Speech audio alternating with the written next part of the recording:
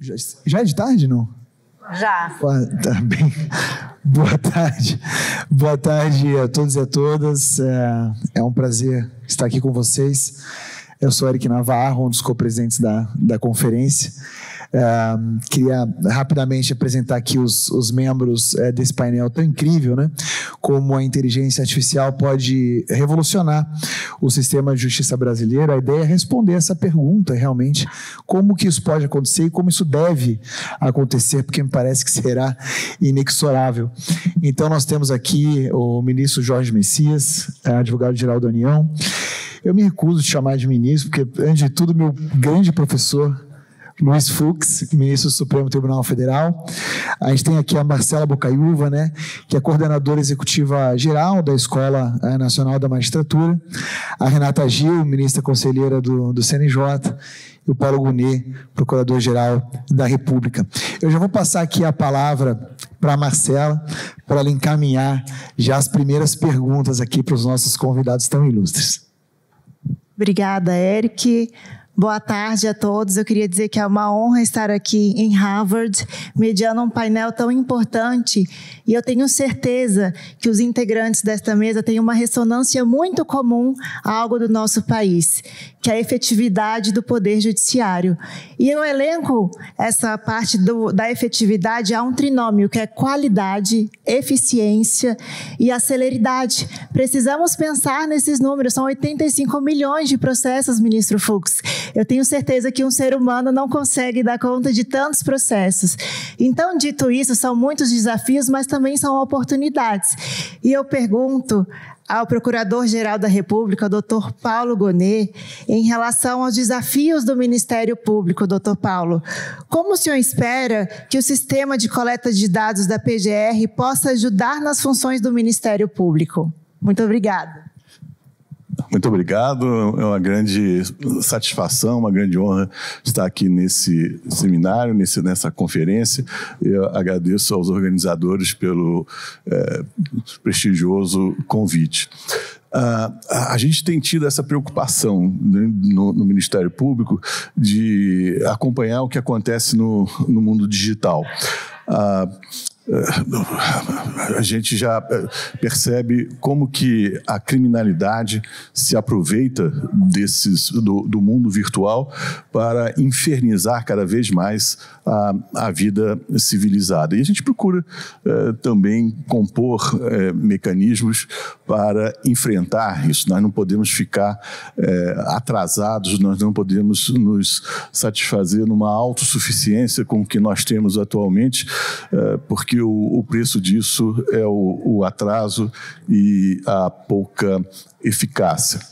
A gente tem procurado não só combater esses desvios que se fazem por meio desses instrumentos de inteligência artificial, mas também lá na Procuradoria-Geral está sendo desenvolvido um programa para tentar identificar quando um determinado texto, uma determinada imagem é produzida por meio de inteligência artificial.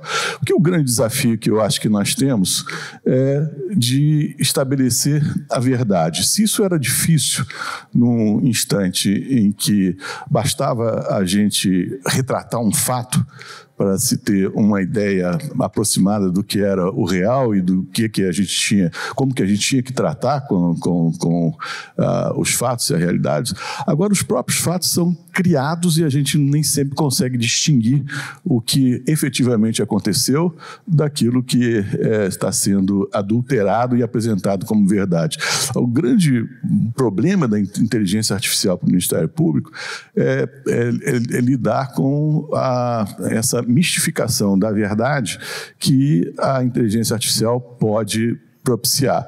Então, o que nós estamos procurando fazer é criar grupos de trabalho no âmbito de todos os ministérios públicos, não só o federal, mas também os do Estado, para compartilhar bases de dados, plataformas, compartilhar instrumentos que sejam úteis para atuar nesse setor e com esse grande desafio que é tentar identificar quando que está sendo usada a inteligência artificial. A Justiça Eleitoral estabeleceu uma regra, né, que agora nas eleições, quando houver o uso da inteligência artificial, isso deve ser explicitado, né, para que o eleitor saiba que o que está acontecendo ali, o que está sendo visto, é uma criação e não um retrato de algo que efetivamente aconteceu no plano fenomênico. Isso é ótimo, mas é claro que nem todo mundo vai seguir isso, né? Quando é que o que está sendo apresentado para a gente efetivamente é uma criação de uma realidade ou efetivamente corresponde a um fenômeno que aconteceu ou que está ocorrendo. O grande desafio, acho que para a gente do Ministério Público é isso, se a nossa tarefa depende substancialmente de conhecer os fatos, o maior desafio é saber quando é que nós estamos diante de fato. Aquela questão filosófica, se o fato existe mesmo, né? Ou se é sempre uma criação, ela ganhou uma conotação muito prática agora com a inteligência artificial. Nós temos que aproveitar ao máximo essas inovações da tecnologia, porque elas realmente facilitam imensamente a vida e não dá para voltar atrás diante das conquistas de civilização que a inteligência artificial pode propiciar, mas nós temos que também estar atentos e essa é uma função típica de Ministério Público, né? Atentos quanto aos desvios que isso pode gerar. Então, o que eu posso dizer para os senhores é que nós estamos acompanhando, procurando estar rente aos fatos, às discussões, para que o que é bom não se desvirtue em algo que piora a nossa vida. Nós temos que atuar não só preventivamente, mas também repressivamente, para que as vantagens da tecnologia sirvam efetivamente o gênio do humano do século, preste efetivamente um serviço para que a vida humana seja cada vez mais facilitada e que a convivência possa se tornar sempre mais frutífera.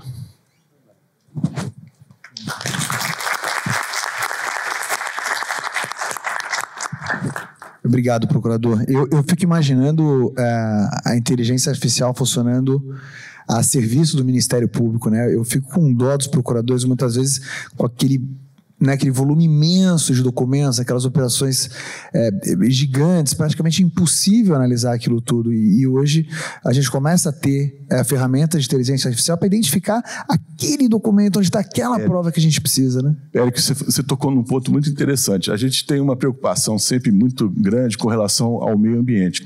E existe um instrumento que, a partir de georreferenciamento, há várias expressões técnicas de que eu não domino completamente, mas a gente consegue identificar um ponto onde, por exemplo, se verifica uma clareira na região amazônica, consegue comparar o momento atual com o passado e, por meio de vários meios, identificar como acesso a banco de dados, acesso a cartórios, acesso a outros processos judiciais, consegue se identificar quem é que é o proprietário, quem é que é o posseiro daquela região que está havendo um problema ecológico, e em poucos segundos se prepara uma petição inicial para procurar combater aquele desvio.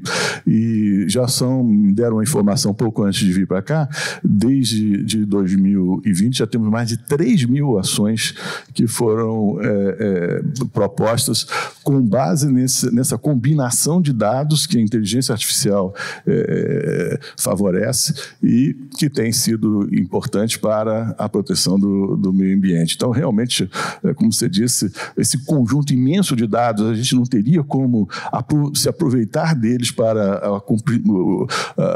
cumprir as nossas missões constitucionais se não fosse a inteligência artificial, se não fosse esses instrumentos da tecnologia digital. Muito obrigado.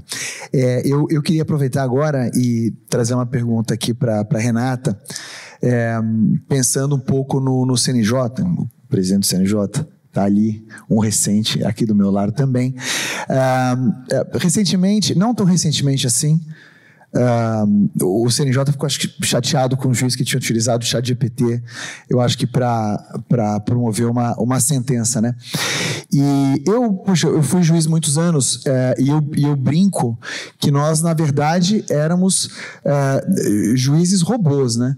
Porque se você fizer a conta, o número de sentenças proferidas por um juiz hoje, dividido pelo número de dias úteis de trabalho, dá 8,2 sentenças por dia, fora decisões interlocutórias, despachos, audiências, toda a administração da vara. Então, a utilização da inteligência artificial me parece uma necessidade. Eu queria te perguntar, Renata, como ministra do CNJ hoje, como que o CNJ está olhando para a utilização da inteligência artificial pelos juízes e, obviamente, por sua equipe. Bom dia a todos e todas. Agradecer o convite do Eric, da Escola Nacional da Magistratura. Primeiro, antes de eu responder sua pergunta, eu queria fazer uma contextualização do que a gente está vivendo. E, para isso, eu vou usar uma técnica do meu presidente Luiz Roberto Barroso, que divide as falas dele sempre em 3 pontos. Então, eu vou colocar vocês num contexto, vou dizer o que é a realidade que está acontecendo, né, e qual é o amanhã. Mas é o amanhã de amanhã mesmo, porque o futuro, vocês é que vão decidir. Vocês, meninos que estudam tecnologia, que estudam direito, que tentam compreender a realidade do amanhã, é que vão nos dar esses caminhos. Por isso que a gente vem aqui a Harvard beber um pouco dessas fontes e transmitir um pouco do que a gente tem feito pelo Brasil, esse país que eu tenho o maior orgulho de ter nascido e viver, e que eu tenho absoluta certeza que vai despontar no futuro, porque o Brasil é um país de grandes recursos humanos, naturais. Enfim, eu vou fazer um convite para vocês, antes de responder objetivamente a pergunta, a viajarem comigo de olhos fechados, como se fosse usando inteligência artificial. Vamos entrar dentro daquela nave, o Soaring. Quem já foi na Disney já entrou naquela asa delta deliciosa, que a gente voa, viaja. Eu vou convidar vocês a viajar por um lugar que tem 146 mil espécies de plantas, de animais, um país que tem muitas florestas, que tem muita diversidade, população indígena, quilombola, povo amigo, mas é um país que tem 100 milhões de pessoas que não têm acesso a esgoto, 35 milhões de pessoas que não bebem água potável. O nosso filósofo que veio do Complexo do Alemão acabou de falar isso hoje para a gente. Um país em que 33 milhões de pessoas passam fome, estão em instabilidade alimentar. Esse país é o Brasil. E essa justiça que a gente tem no Brasil é a justiça que tem que atuar para resolver esse grande problema social. Por isso a gente tem quase 80 milhões de processos, só que a gente só tem 18 mil juízes, a gente tem 1.300.000 advogados inscritos, a nossa demanda só aumenta. O Conselho tem trabalhado muito firmemente com o ministro Barroso, foi a primeira preocupação, e eu acompanhei esse trabalho dele pré-presidência. Talvez hoje eu ouvi aqui que ele é o maior presidente que atuou muito nesse combate à judicialização, porque ele se preparou muito para isso, né, presidente Barroso? O senhor conversou com os diversos grupos, né, os juízes administrativistas, os juízes criminais, os juízes de infância, mas reduzir o estoque que a gente tem ainda não é suficiente. E virar as costas para a realidade tecnológica também não é possível. Então, a gente já usa a inteligência artificial, e lá no Judiciário do Rio, né, ministro Fux, a gente trabalhou, o senhor foi tão firme, trabalhou com automação, e no Conselho deixou um legado gigantesco para a gente, que é a Justiça 4.0.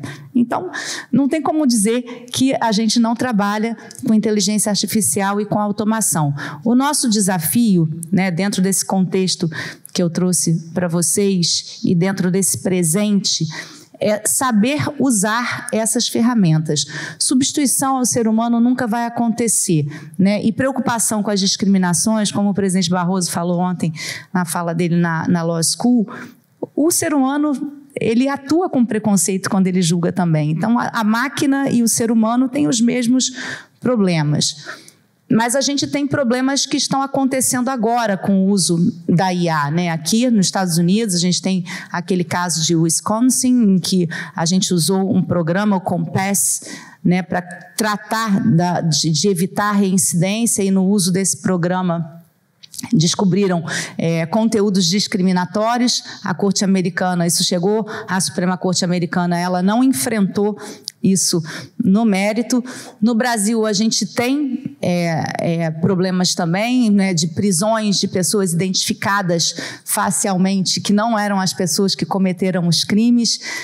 No estado da Bahia, a gente tem um programa de inteligência artificial utilizado pela Polícia Civil, né, que faz esse reconhecimento facial e que erra muito, e que é programado com conteúdos discriminatórios, racistas muito evidentes, né? Levando em consideração que a gente tem realmente 52% da população brasileira é negra, mas isso não significa que todas as pessoas que cometem crime são negras, né?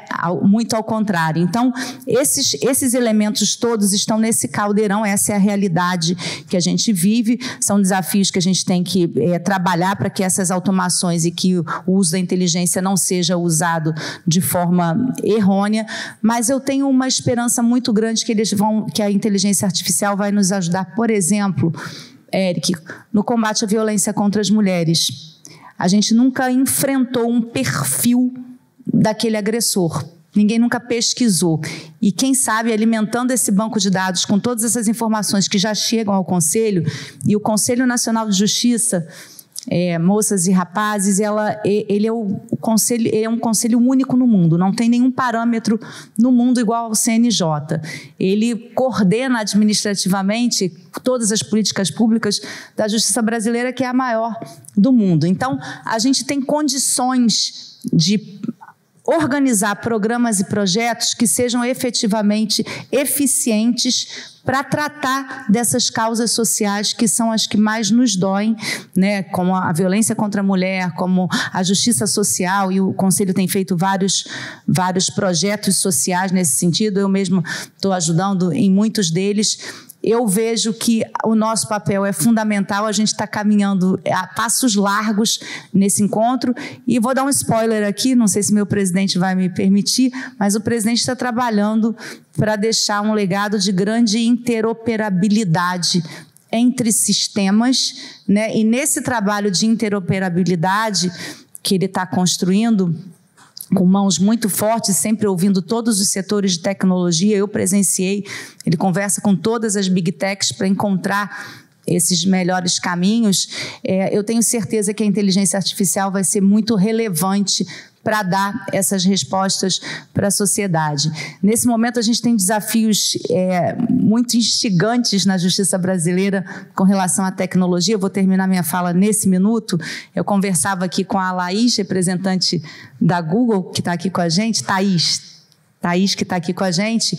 Vocês devem ter visto o caso Marielle recentemente, né? E toda a celeuma das prisões. É claro que eu não estou enfrentando mérito de nada aqui, mas houve um pedido das autoridades policiais brasileiras, deferido pelas autoridades judiciais brasileiras, de identificação daquela busca reversa, né? Que ela estava me explicando agora, o nome é busca reversa, que é encontrar quem consultou, né, na rede social, no Google, aqueles personagens daquela cena criminosa. E a gente tem um voto da ministra Rosa não permitindo isso, né, por preservação aos nossos direitos constitucionais fundamentais, mas com a apreensão daqueles aparelhos que fizeram as consultas, nós conseguimos desvelar, né, nesse primeiro momento, os suspeitos daquela organização criminosa que culminou com o falecimento da Marielle, com a morte da Marielle e do Anderson. Então, a gente está hoje, né, usando os nossos recursos de tecnologia para desvendar os crimes e com apoio das Big Techs. O que eu acho que a gente tem que fazer agora? parametrizar esse uso, ensinar para os juízes brasileiros, porque, vejam, eu que sou uma pessoa que gosta de tudo isso, ela estava me ensinando agora, sentada aqui na cadeira, como tudo aconteceu, né? Então, eu tenho certeza que os juízes ainda não sabem como fazer os pedidos e nem como esses pedidos devem ser respondidos para as autoridades brasileiras. Fica aí um novo trabalho para nós fazermos conjuntamente no Conselho Nacional de Justiça e deixar esse legado para a sociedade. É isso. Obrigada. É sensacional, né? O que me faz me lembrar de uma coisa. Quando a gente fala de ciência de dados, né, e no fim do dia a inteligência artificial atua aí, aquele que era o nosso principal problema, que era o volume de processos, com a interoperabilidade, nós vamos ter o maior data lake do mundo, jurídico. Então, o combustível da inteligência artificial para o Poder Judiciário no Brasil é o maior do mundo, né? Então, muito interessante. Eu vou passar aqui para a Marcela, que tem uma provocação aqui para o Jorge Messias. Obrigada, Eric. Ministro Jorge, muito obrigada pelas suas reflexões acerca do papel da AGU, porque eu acredito que quando a gente vai para os números, e o último relatório do CNJ de 2023 nos mostrou algo que é realmente assustador, a quantidade de processos. E quando a gente vai olhar as partes, bem ou mal, o Estado está no topo, praticamente número 1 de participação desses processos, e o estoque desses processos aumentam a cada ano. Nós temos uma média de 30 milhões de processos distribuídos por ano e um estoque de resolução de 1,8 milhões. Veja, o nosso judiciário, e eu tive a oportunidade de escrever um artigo no livro do ministro Fux, A Justiça do Futuro, o nosso judiciário brasileiro é a justiça do futuro e é a justiça 4.0, porque humanamente é impossível que tantas pessoas possam dar conta desses desafios. Então, senhor, a posição como advogado-geral da União, eu lhe pergunto como tem sido o uso da inteligência artificial junto à rotina da AGU e quais são as perspectivas para o futuro e os desafios e as oportunidades do uso da inteligência artificial para a resolução desses casos. Bom, muito boa tarde a todas e todos. Ótima pergunta, Marcela. Antes de mais nada, eu gostaria de cumprimentar aqui os meus colegas de painel. Peço licença ao Eric, mas digo que o ministro Fux é professor de todos nós. Estamos sempre aprendendo com o nosso ministro. Cumprimentar também ao Eric, que preside esse painel, a Marcela, a querida conselheira Renata Gil, meu amigo, nosso grande procurador-geral da República, doutor Paulo Gonet. Preciso também cumprimentar aqui o nosso presidente do Supremo, o ministro Barroso, e o nosso querido embaixador aqui, o cônsul-geral em Boston, o embaixador Santiago, profissionais de imprensa que estão conosco aqui, estudantes. Hoje, Marcela, nós comemoramos aqui nesta data a 10ª edição da Brasil Conference e a gente precisa resgatar um pouco o que ensejou a primeira edição para entender um pouco do processo que eu tenho chamado no Brasil de judidemia ou litigância-demia, que é exatamente esse excesso de litigância. Há 10 anos, estudantes brasileiros se reuniram aqui nesta casa para comemorar os 30 anos da Constituição brasileira. O ensejo foi os 30 anos da redemocratização, na verdade. Então, naquele contexto da luta pela redemocratização, nós tivemos a Constituição de 1988. A luta da redemocratização levou à Constituição de 1988. A Constituição de 1988, ela trouxe muitas promessas de um estado de bem-estar social que entregaria à sociedade saúde, educação, habitação, saneamento básico, e nós temos que lidar com esta demanda da sociedade, e é a demanda exatamente pela realização da civilização, pela entrega de direitos na forma de serviços, e compete pela própria Constituição ao Estado coordenar, planejar toda essa entrega de direitos. Então, a Constituição de 88 nos permitiu a toda a sociedade brasileira aquilo que não se podia num regime fechado, que é um acesso amplíssimo à justiça. Então, o primeiro grande case dessa nova entrega constitucional, nós temos que é o próprio Código de Defesa do Consumidor, que veio a ser o primeiro grande caso de litigância em massa na justiça brasileira. A gente precisa lembrar também que, com a Constituição de 88, nós temos a construção de um sistema tributário bastante complexo, e a própria forma em que o sistema tributário nacional foi constituído levou também a um número muito significativo de judicialização. É evidente que nesse rol de direitos e nesse rol de responsabilidades, o Estado brasileiro, ele tanto com a sua forma federativa, ele evidentemente ele figura como um protagonista neste processo de litigância, seja como autor, seja como réu. É preciso lembrar que, do ponto de vista tributário, só a União Federal tem mais de 3 trilhões de dívida ativa, e nós cobramos essa dívida ativa em juízo, evidentemente.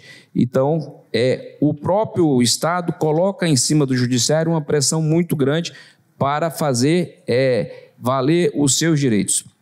Na outra ponta, nós temos um Estado do bem-estar social, como eu lembrava há pouco, em que é responsabilidade do Estado a Seguridade Social. Então, do ponto de vista da previdência, do acesso à saúde, da assistência social, nós temos como Estado, em especial a União, a partir da sua atuação direta ou por intermédio das suas autarquias, em especial o INSS, tem muitas responsabilidades. Como a conselheira Renata Gil citou há pouco, nós temos mais de 80 milhões de ações no Judiciário, e eu não tenho a alegria de dizer, mas dessas 80 milhões, 22 milhões de ações estão na minha responsabilidade. Então, nós somos hoje o maior escritório de advocacia do país, com 8 mil advogados públicos federais, administrando 22 milhões de ações. Só para vocês terem uma ideia da dimensão, ano passado, nós fizemos, do ponto de vista da atuação de manifestação processual, mais de 25 milhões de manifestações processuais. Nós estamos falando de 10 mil novas ações por dia e um total de 100 mil intimações mês, só administrado pela Advocacia Geral da União, que é um recorte dentro deste grande universo. Evidentemente que a Previdência Social é o grande desafio. Para isso, nós nos valemos de um movimento que foi liderado aqui pelo Poder Judiciário, e eu quero citar o acerto que foi a criação do Conselho Nacional de Justiça, que foi o processo da informatização do sistema de justiça.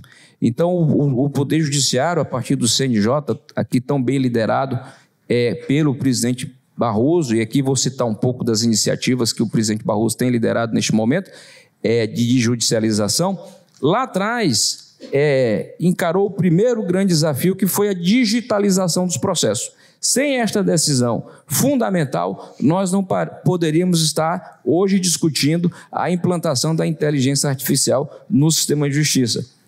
Como evolução deste processo, nós tivemos, evidentemente, a segunda fase, que foi a fase do processo judicial eletrônico, que conseguiu coordenar, contactar todos esses atores do sistema de justiça, colocar em rede.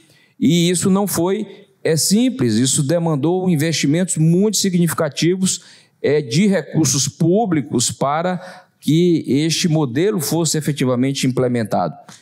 A nova fase, a nova fronteira, que é a fronteira que nós estamos aqui discutindo hoje, mais recentemente, é o uso da inteligência artificial como o painel sugere, revolucionar o sistema de justiça, e evidentemente que isso traz ganhos, mas também traz preocupações. Falarei um pouco mais sobre os dois pontos. Em relação aos ganhos e do ponto de vista institucional, aqui trouxe um pequeno panorama sobre o desafio que nós temos com uma Advocacia Geral da União, mas eu preciso dizer que a Casa fez o seu dever também. Nós nos aproveitamos deste movimento liderado pelo Conselho Nacional de Justiça para construir uma instituição que é hoje totalmente data-driven. Nós estamos totalmente integrados a todos os tribunais regionais federais, a todos os tribunais do trabalho, todos os tribunais de justiça, ao próprio Ministério Público, às defensorias e à Defensoria Pública Federal em especial. Então, isso nos permite administrar um conjunto de dados muito rico e, a partir desse conjunto de dados, com toda a inteligência pública gerada por este sistema, nós conseguimos construir padrões decisórios muito seguros para a atuação dos nossos advogados federais, seja em juízo, seja na sua atuação consultiva. E aqui eu preciso dizer algo que é muito significativo. A Advocacia Geral da União no Brasil tem dois papéis fundamentais que estão escritos na própria Constituição Federal. O primeiro papel é a consultoria e o assessoramento jurídico do Poder Executivo, e o segundo é a representação judicial e extrajudicial da União. Então, em relação ao consultivo, que é o assessoramento jurídico realizado às autoridades federais, nós estamos hoje presentes em todos os ministérios, em todas as autarquias e todas as fundações. Tem um representante nosso da Advocacia Geral da União. A partir deste conjunto de dados que nós administramos e nós construímos, tomamos a decisão estratégica há 10 anos também, coincidentemente, na Advocacia Geral da União, de criar um sistema chamado Sapiens, que é um sistema de inteligência jurídica que está integrado a todo o Poder Judiciário. Nós conseguimos oferecer mecanismos de decisão tanto para o advogado da União, o procurador federal, o procurador da Fazenda que está atuando num consultivo, como no contencioso judicial e extrajudicial, porque temos também uma atuação perante o CAF e perante o Tribunal de Contas da União. Essa base de dados, que é uma base de dados riquíssima, é uma base de dados tratada e gerada pela própria Advocacia Geral da União. É muito importante que a gente diga aqui para vocês que no Brasil nós, até mesmo antes da vigência da LGPD, mas principalmente após a LGPD, nós temos uma preocupação muito grande com a preservação de dados. Então, é fundamental que as instituições que estejam engajadas no uso da inteligência artificial para a tomada de decisão e tenham essa preocupação em mente. Claro que nós sabemos que agora nós estamos num grau até de direito fundamental, a proteção de dados, que é muito significativo. A aplicação da inteligência artificial no contencioso judicial, em especial, aqui, já é uma realidade na Advocacia Geral da União. Em junho de 2023, já sob a nossa gestão, nós iniciamos o primeiro modelo de atuação com o GTP4, no modelo experimental. Em junho, nós conseguimos rodar, a partir de 6 meses, uma atuação específica piloto nos juizados especiais federais, e o modelo foi um sucesso absoluto. Agora vamos abrir, em junho deste ano, a aplicação para todos os advogados federais que atuam conosco no dia a dia, e isso, tenho certeza, vai ajudar em muito a nossa atuação no âmbito da a Justiça Federal. Agora, acho que tudo isso, do ponto de vista de entrega para a sociedade, é insuficiente.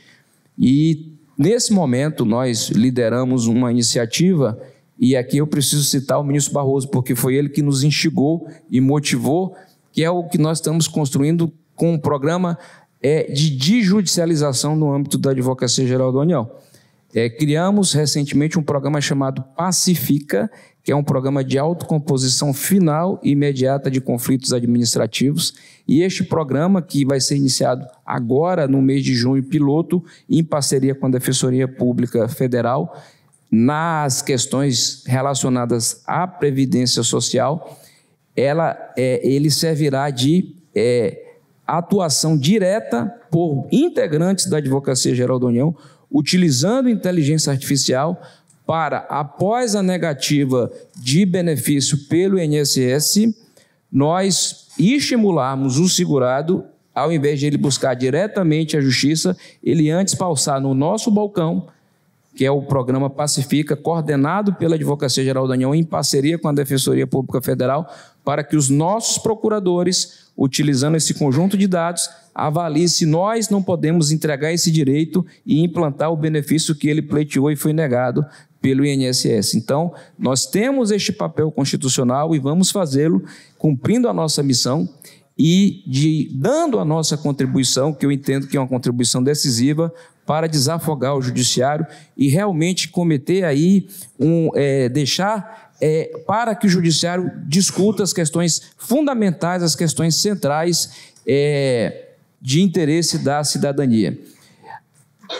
Uma questão que eu preciso trazer, que é um motivo que nos preocupa, e aqui eu preciso colocar de forma muito clara, que no fundo o uso da inteligência artificial é um uso de aplicação de padrões decisórios. Como é que os operadores efetivamente vão tomar a sua decisão? E é preciso contextualizar aqui, a conselheira Renata Gil fez com muita precisão o país que nós estamos. Nós vivemos um país extremamente desigual, desigualdades sociais e regionais profundas, problemas graves de gênero, racial, e que o padrão decisório, em grande medida, a partir deste conjunto de dados, pode levar ao decisor à reprodução de injustiças. Então, nós não podemos esquecer, fundamentalmente, que por trás do Visual Law, do Legal Tech, da inteligência artificial generativa, existe um ser humano. E essa é a nossa preocupação fundamental. Nós não podemos perder de vista que é o ser humano que está ali demandando em juízo os seus direitos previdenciários, sua assistência social, o seu acesso à saúde.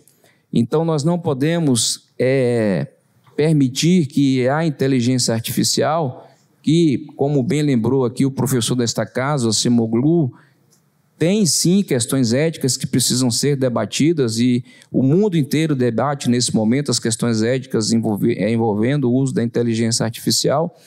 A forma de regulação, não vou falar sobre isso, eu tenho certeza que o nosso ministro Fux falará um pouco mais sobre essas questões.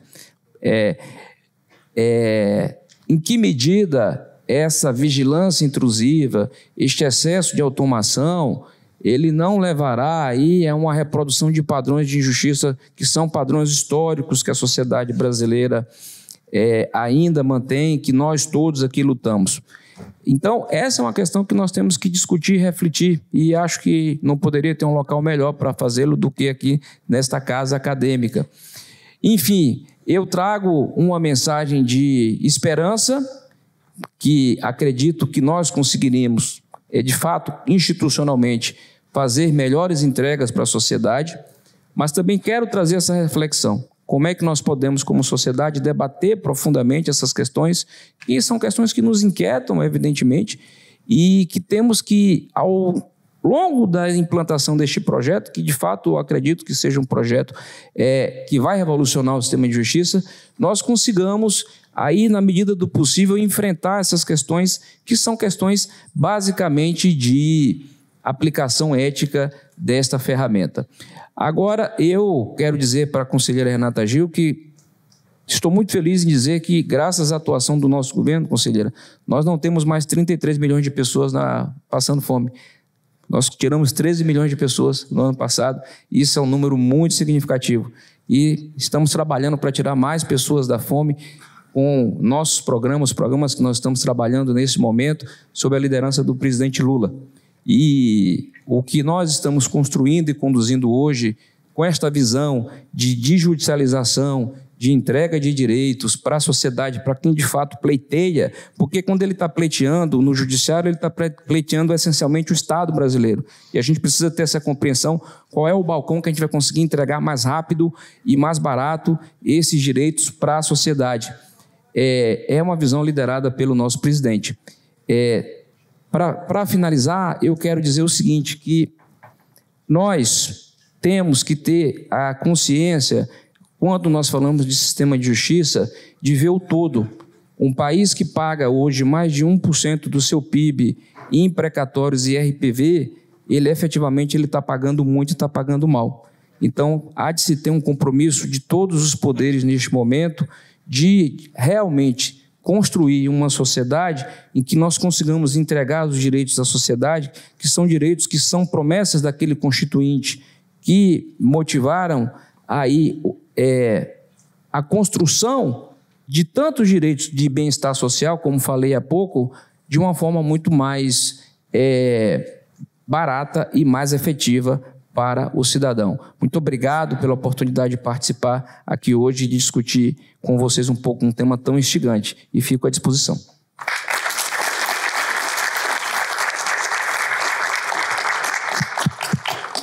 Obrigado, Jorge. Eu tenho que te confessar que eu sempre fui muito otimista em relação ao uso da tecnologia pela Advocacia Pública Federal. Eu já estive lá e sei da qualidade, mas eu saio mais otimista agora, porque eu vejo o seguinte, eu vejo a real preocupação de uma advocacia de Estado de não tratar mais só dos sintomas, mas porque, na verdade, quando a gente tem tantos números de processos assim, a gente vê um Estado doente. E a gente sempre tratou muito os sintomas. Agora, com a inteligência de dados, a gente pode começar a tratar as causas, e a AGU pode, de um ponto de vista quase apolítico mesmo, no sentido de colocar óculos para que o Estado possa olhar e perceber onde ele está errando, onde ele pode melhorar e evitar que surjam novas demandas, mas, acima de tudo, melhorar, né, o bem-estar social. Então, muito obrigado, de verdade. E agora eu queria passar a palavra para o professor Luiz Fux. Eu sei que ele é professor de todos, mas é mais meu, tá? Passar a palavra para o ministro Fux. O ministro Fux, quando ele preside o Supremo Tribunal Federal, ele tem uma preocupação muito grande com a regulação e com a utilização da inteligência artificial. E fizeram projetos interessantíssimos, né? Justiça 4.0, parcerias com o Banco Mundial. Então, ministro, não é uma pergunta, na verdade. Eu queria te conceder a palavra, você pode, né, usar da melhor forma, para contar um pouco dessa história, dessa jornada e de repente, apontar para onde a gente está indo. Eu tenho certeza que você e o ministro Barroso são muito alinhados nessa visão, são dois juristas mesmo, muito modernos e muito inteligentes. Então, estou doido para ouvir um pouquinho de você, por favor. Bom, muito boa tarde a todas, muito boa tarde a todos. Queria saudar o Paulo Gonet, a Renata Gil, a Marcela, o meu querido Messias, advogado-geral da União, nosso cônsul, o Eric Navarro e principalmente esse amigo da vida toda, que coincidentemente é presidente do Supremo, fomos colegas de faculdade e até temos uma brincadeira em comum, porque o ministro Barroso diz, nós costumamos lembrar que fomos do mesmo centro acadêmico e que ele foi aluno da minha última turma. Então ele dizia, isso é porque você é mais velho do que eu. Aí eu digo, mas também tudo que você sabe fui eu que ensinei. E hoje de manhã acordei um pouco assustado, porque me disseram assim, Fux, você chega na hora, porque senão nós vamos botar um robô para falar por você. Aí eu disse, não, o robô sou eu. Não, peraí, não é possível. Então, eu faço essa brincadeira para explicar exatamente que a inteligência artificial, ela começa com essa equação do Alan Turing, que fala sobre o momento em que se chega a desconfiar se se está falando com o homem ou com a máquina. E aí é a base fundamental do surgimento da inteligência artificial, das máquinas inteligentes. E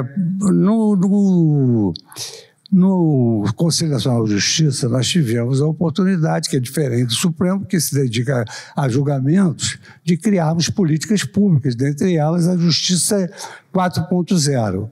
A Justiça 4.0, ela faz aquela passagem que Eric Hobsbawm dizia da justiça digital para a inteligência artificial. Por quê? Porque ali nós criamos os programas completamente, digamos assim, inusitados à época. Como, por exemplo, criamos um processo judicial eletrônico bem regulado, em que a pessoa, com um clique, acompanha o seu processo de casa e ele pode ir até a sentença. Criamos um balcão virtual, que a pessoa acorda, ela dá um clique, entra na instituição que ela quer e obtém informação. Esse é o balcão virtual. Criamos um programa que tem um nome espetacular desse filme maravilhoso, Sniper.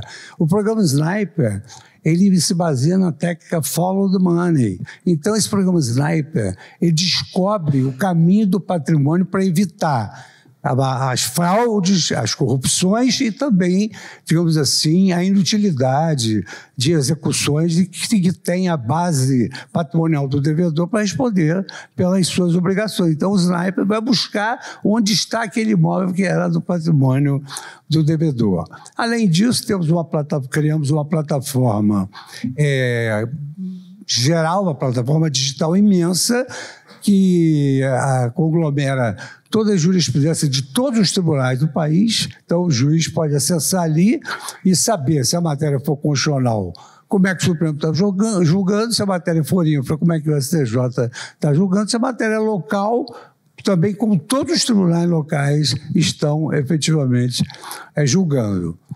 Além disso, nós também criamos outros programas importantes daquela oportunidade, né?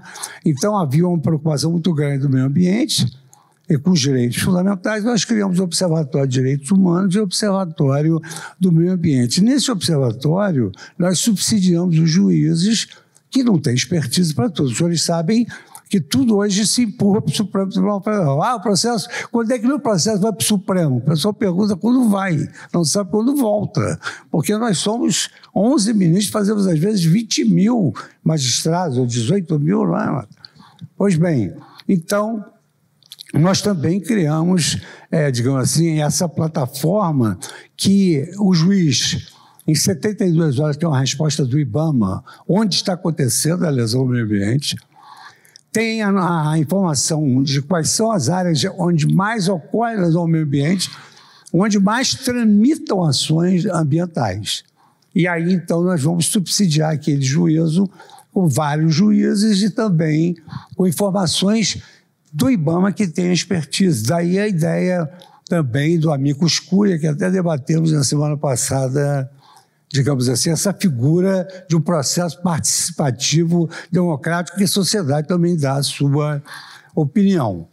Passando da era digital para a era da inteligência artificial, nós temos a advertência desse grande jurista que perdemos, de economista, prêmio Nobel, o professor Daniel Kahneman, e que exatamente advertia os perigos da inteligência artificial em relação a sigilo de dados, transparência, obediência aos direitos fundamentais. E com relação aos direitos fundamentais, eu gostaria de lembrar que nós temos uma Constituição Federal, que a inteligência artificial não vai entrar goela abaixo. Ela vai ter que ingressar no mundo jurídico respeitando a Constituição Federal. A Constituição Federal estabelece o princípio do juiz natural, a indelegabilidade da atividade jurisdicional, o devido processo legal, estabelece uma série de valorizações de direitos fundamentais que não podem ser desconhecidos pela inteligência artificial. Aqui, como meu colega Messias, ele aqui destacou, nós precisamos efetivamente de uma grande regulação da inteligência artificial. E eu começaria, Eric, pela questão da proteção da privacidade, sigilo de dados, transparência. Entendo que deve haver muita auditabilidade dos algoritmos, isso é importantíssimo, não dá para confiar só na máquina, né? E, fundamentalmente, os direitos fundamentais da pessoa humana. A nossa Constituição positivista, pós-positivista, ela é baseada tendo como o homem o centro de gravidade do ordenamento jurídico. Então está lá a garantia constitucional da valorização do trabalho humano. Está lá a garantia de que a tarefa da jurisdição não será delegada a quem não tenha essa competência constitucional. E outros valores constitucionais que são irremovíveis, inegociáveis, ainda que a inteligência artificial venha trazer toda essa grande novidade. E nós temos críticas no plano jurídico e temos críticas sociais. Todos nós sabemos que esse jovem brilhante, que é o professor Yuval Harari, escreveu sobre 21 lições para o século XXI. E ali ele diz que a inteligência artificial hackeou a humanidade. Ela hackeou nossa cultura. Nossas crianças vão ler histórias criadas pela inteligência artificial, vieses que vão criar a inteligência artificial. Imagina uma inteligência artificial alimentada por esses vieses, que aqui a Renata também tocou, vieses discriminatórios, vieses que não obedecem aos direitos fundamentais. Então, é muito importante nós reconhecermos duas coisas, realmente. A inteligência artificial, ela é muito mais inteligente que a inteligência humana. Como é que vocês conseguem gravar todos esses seminários que passam por aqui? Quais são a nossa capacidade de armazenamento? A inteligência artificial, ela tem uma capacidade de armazenamento infinita. Agora, à luz do nosso ordenamento constitucional, que é extremamente virtuoso, uma das constituições mais belas do mundo, nós temos que entender que a inteligência artificial ela é coexistencial com a existência humana. É absolutamente impossível uma justiça artificial preditiva. Eu confesso que eu tenho uma aversão à possibilidade de que que a inteligência artificial seja preditiva no sentido de definir resultado de direitos, de liberdade, da vida das pessoas. Mas, por outro lado, eu também entendo que nós devemos, digamos assim, voltar os olhos para essa novidade. Ela é importante muito, por exemplo, na nossa Suprema Corte, até para não sermos machistas, nós temos o Victor, robô. Nós temos a Rafa, aí equilibramos a igualdade dos sexos. E agora, como as mulheres estão à frente, nós temos a Vitória, que é a Vitória lá da nova administração. Eu fui presidente do Supremo, fui presidente do CNJ, agora esse querido amigo é presidente do Supremo, presidente do CNJ. Nós temos uma ideologia mais ou menos comum, porque nós somos cariocas, com a diferença de que eu, graças a Deus, sou tricolor, ele é flamenguista, mas não tem nada a ver. Isso é outro problema. Uma coisa é uma coisa, outra coisa é outra coisa. Então, a Rafa, o Vitor, primeiro, ele analisa aquela admissibilidade. Agora, vejam como é perigoso você trabalhar intensamente a inteligência artificial e a valorização do trabalho humano. O Vitor faz o trabalho em 5 segundos de 100 funcionários. 100 funcionários. Mas é bom porque nós vamos poder utilizar na atividade fim. A Rafa, ela é mais inteligente. As mulheres são mais inteligentes e resolutas. Faço aqui a minha subserviência a essa questão. Então, a Rafa, ela aglomera temas similares para que não hajam decisões contraditórias. E aí nós julgamos em simultâneo os processos, recurso ordinário, quando aí todos referência ao mesmo tema. E a repercussão geral. E a Vitória, ela está aperfeiçoando todo esse sistema, que a Vitória veio para brilhar. Então, para, digamos assim, ajustar todo esse sistema. Então, o Érico me falou, dá uma olhada no relógio. Eu estou olhando o relógio digital. Se a inteligência artificial corta a nossa palavra em 2 minutos. Então, eu vou acabar e quero dizer o seguinte, minha mensagem. Eu acordei hoje de manhã e eu falei, meu Deus do céu, o que eu já li de inteligência artificial, a demonização que o Yuval Harari, essa mente privilegiada, escreveu Homo Deus, Homo Sapiens, faz da inteligência artificial. Eu falei, é verdade, nós vamos ter de aprender a desaprender. Ele diz, nós temos que renascer de novo, nós temos que renascer. E aí, eu acho sempre que quando a gente vem num ambiente maravilhoso como esse, ontem os elogios ao Brasil que aquele menino fez, eu fiquei emocionadíssimo. Aliás, vim com gravata verde por isso, para elogiar o nosso país. Então, hoje pela manhã, eu fiquei especulando que efetivamente nós vamos ter que renascer várias vezes na mesma vida. E isso é possível, né? Nós reescrevemos a história. E aí, para brindá-los aqui numa sexta-feira, nessa casa que já contribuiu tanto na minha vida, porque a primeira vez que eu estive aqui, eu debati pela vez primeira a análise econômica do direito depois introduzir o Ed no seu Uber.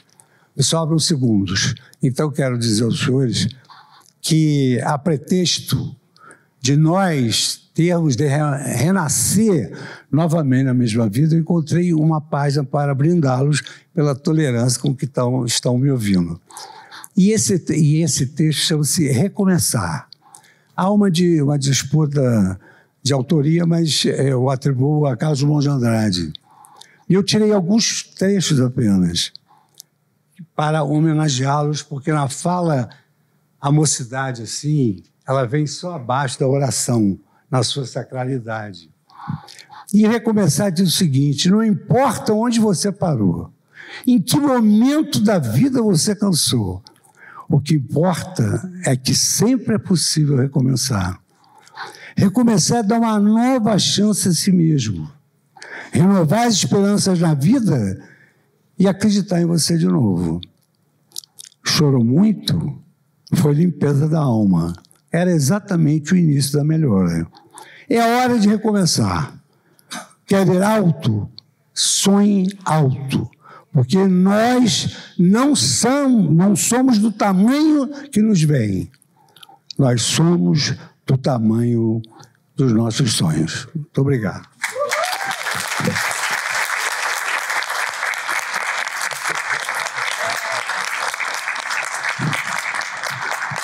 E encerramos pontualmente às 1h05 da tarde. Boa tarde a todos e a todas. Obrigado.